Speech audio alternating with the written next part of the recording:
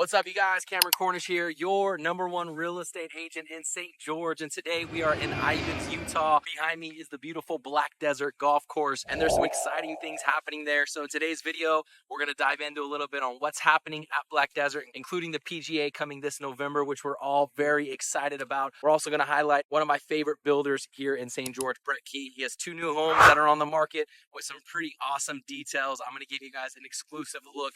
Not only that, we're going to break down Tuacahn Amphitheatre and some of the wildlife here in St. George. That way, if you're moving here, you know what to expect. Let's get into it. This is Living in STG.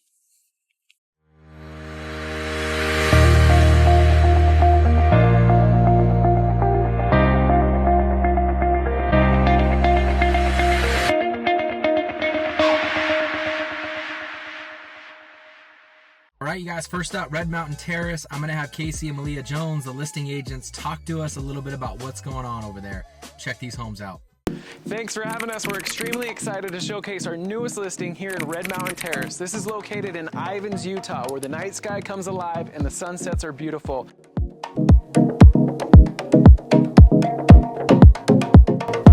This incredible home is just minutes from the Black Desert Golf Course.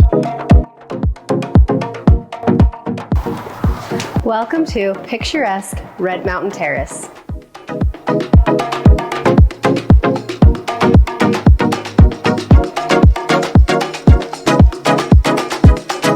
This modern dream home comes complete with state-of-the-art, fingerprint-resistant, motorized cabinetry.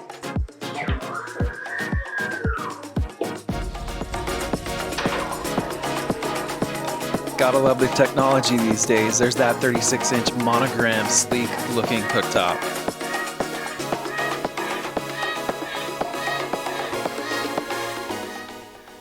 This masterfully designed backyard is perfect for entertaining.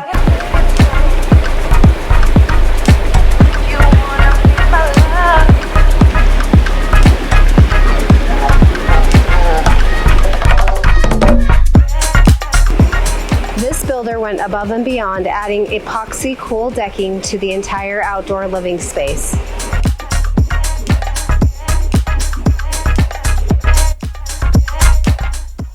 Enjoy those hot summer nights with your custom outdoor kitchen.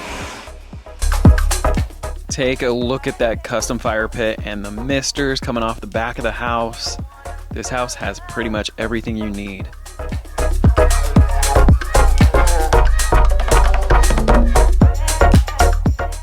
As you can see, there is custom tile throughout the whole entire home. The showers from floor to ceiling are finished, completely customized.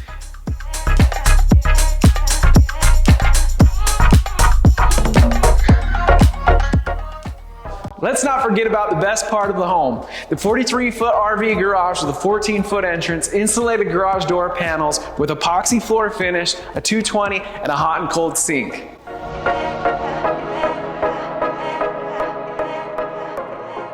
All right, you guys, definitely keep in mind the home right next to this one is going to be hitting the market in the next couple of weeks.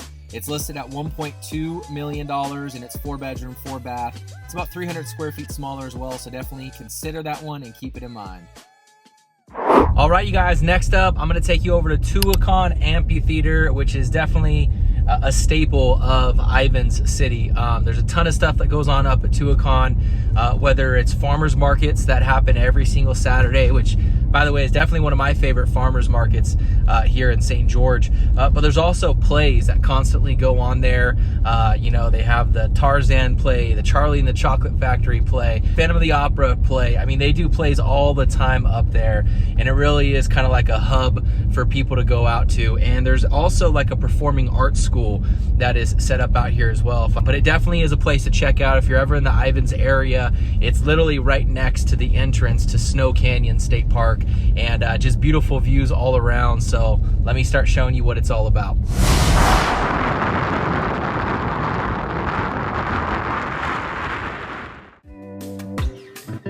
Look how magnificently beautiful the entrance of Tuacahn is. And one thing you're going to notice right off the bat are just the mountains that surround this thing, almost 360 degrees. It's called Padre Canyon. It's on the backside of Snow Canyon State Park. Here's the entrance to the amphitheater right here, where you can go up and buy your tickets. And usually, you know, they're going to be advertising all sorts of plays that they got going on right now. It looks like they got Anastasia going on, Jersey Boys. There's Walk the Line, which is a Johnny Cash show that they got going on right now. But the real beauty of Tuacahn is when you get to the actual amphitheater itself in all of its glory. And a cool little fact about the actual amphitheater itself, it's, you know, this amphitheater has been here longer than Tuacahn actually. When they originally found it, it was already built, right? Not the stage and the chairs and everything itself, but they only moved about 12 inches of dirt to be able to put those seats in and the stage and build everything else around it. So it was almost like a natural amphitheater already. You know, Tuacahn holds about 2,000 chairs right there. It's an 80-foot stage. And the plays are just magnificent, right? It's probably the closest thing that you're going to get to like Disneyland in the desert, right? So it's a great place to bring the kids, take the grandkids out for a show, whether it's Tarzan or whether it's, you know, Little Mermaid or Frozen. I know they were doing that for a while as well. They also have a gift shop with all types of stuff in there that you can grab for the kiddos.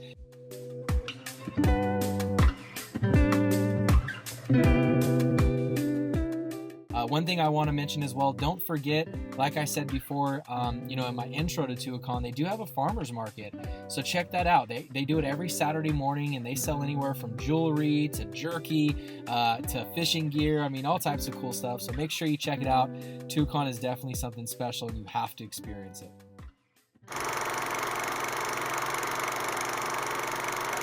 All right, guys, here we are standing in front of the beautiful Snow Canyon State Park, and joining me today is Ammon Teare, who is an event coordinator for the Red Cliffs Desert Reserve, right? Outreach coordinator. Outreach coordinator. So what does it mean to be an outreach coordinator? And I'm sure there's so much more you do than just that, right? So talk to us a little bit about that, Ammon. Really, my job is all about public education, visiting with its residents or like visitors to this area, helping them understand what can I expect to find out in the desert, what are the common species of animals, and helping people understand ways we can kind of live alongside these animals and plants with the least impact. Awesome. So let me just start off by saying too, like to my viewers, I'm a wildlife enthusiast. I love it, man. I mean, anything from birds to snakes even, I love it. My wife, she's the exact opposite. If she sees a snake or a lizard gets in the house, she's freaking out. I love it. I'm sure you're the same way, especially in the profession that you're in. Talk to us a little bit about some of the most common wildlife that people are going to encounter, especially here in the Ivins area as well, that you just see like on a day-to-day basis. Yeah, I mean, you're going to see a whole bunch of different types of lizard species. Very common. The reptiles love this desert heat.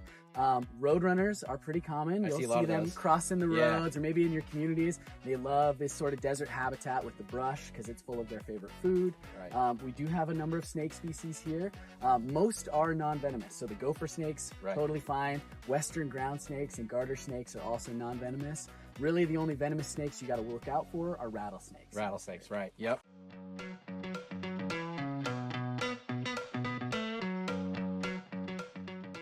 What about some of the rare species of animals that they're out here and they're cool, but more likely than not, you're not going to come across them unless you go looking for them. Yeah. And that's if you're lucky, right? Yeah, I definitely think the Gila monster is one of those rare species. Gila monsters are the largest lizard in the United States, and they're also the venomous lizard we have here too. So they're one of those species where if you encounter one, keep your distance, but understand that they're not typically aggressive. They're not coming out to get you. They just want to be left alone like the rattle. And then desert tarantulas are another species, maybe on the creepy crawly side. Not people's favorite, but especially in the fall, in October and November, it's their mating season. So you'll see tarantulas actually out of their burrows during the daytime looking for one another. And they're harmless. They're harmless. A lot of people don't know that, right? Because they got the big fangs. Yeah, you know? They look freaky. They're big, they're hairy, but in truth, they're a lot more safe than some of the smaller spiders that sometimes live around our homes or in cities and things like that.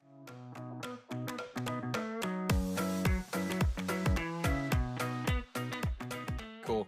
Now, a lot of people also, I'm sure, have phobias, right? Of snakes, spiders, all that kind of stuff. So I know you mentioned one of them already to kind of stay away from, which is the rattler snake, right? But like, what are some other things that if people see, maybe even spiders, that people want to stay away from in the desert? Well, people will probably be most familiar with the two types of spiders that we have that are actually like medically significant here. So one is the black widow, right?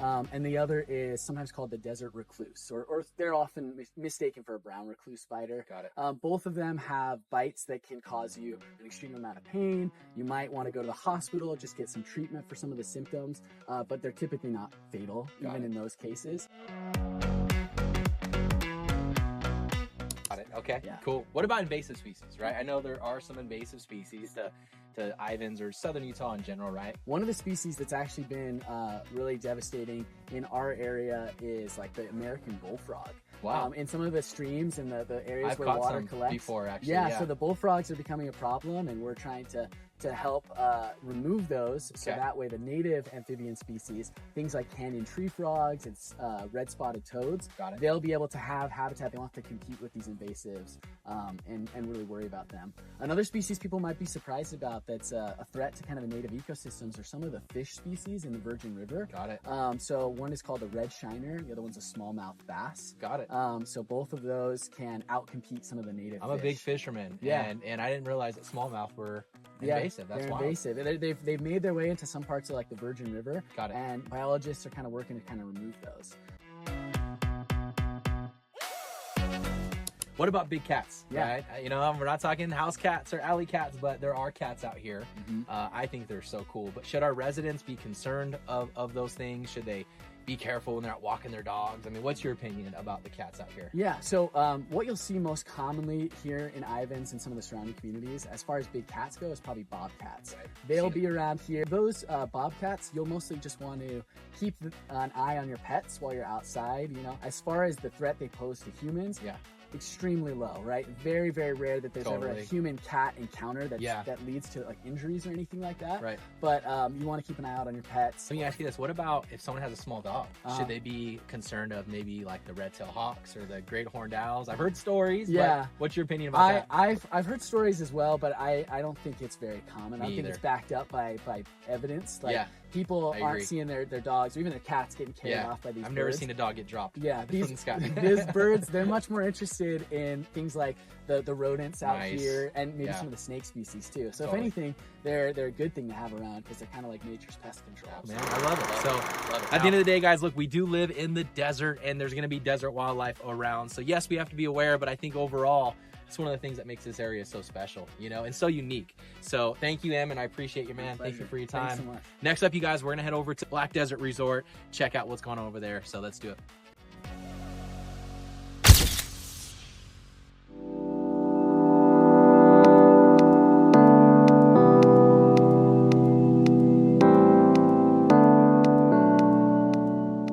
Welcome to Black Desert Resort, you guys. This right here is the largest resort in the entire state of Utah times 4. It's 630 acres, guys. Put that into perspective for you. Disneyland itself is only 500 acres, right? So this is a 19-hole Tom Weiskopf designed golf course, but it also has a 36-hole championship putting green in it as well. And I'm gonna just show you guys everything going on here in phase 1. So first thing is the golf course that they finished this year, and then they also announced some pretty cool events happening. So they got the LPGA tour that's gonna be here in 2025. I know a lot of people are excited about that. And then a couple months back, it was announced that the actual PGA tour is going to be here in October of 2024. I want you to look at these condos. All of the 4 bedrooms are already sold out, you guys. There's only 2 and 3 bedrooms that are left.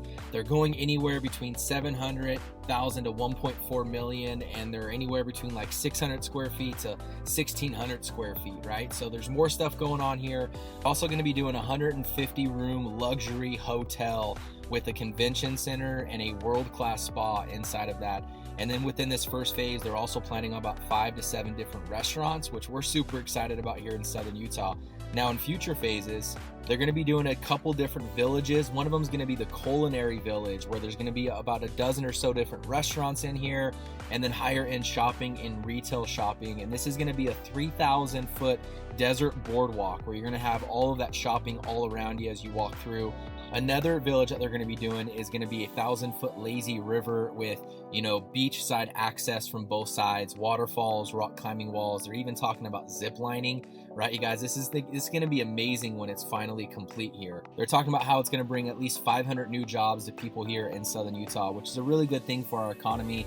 And it's going to bring an estimated 1 million visitors a year here to Ivins, Utah, which I know it sounds crazy, and that might be a little bit of concern for you, but understand, you guys, that means if you're buying a home here, the values in those homes are going to go up, right? I know a lot of people complain about how it's getting busier, but look, guys, at the end of the day, it's all about supply and demand. So if there's more people wanting to move here, the price of your property and the equity in your homes is just going to go up. with that being said, hey, listen, I hope you guys loved this video and you learned a ton. Hopefully I was able to give you some good updates on what's going on here in Ivins and some good information as well for you to chew on. But hey, make sure you guys like and subscribe to my channel. I'm looking forward to seeing you guys in future videos, and I will see you in the next one. God bless.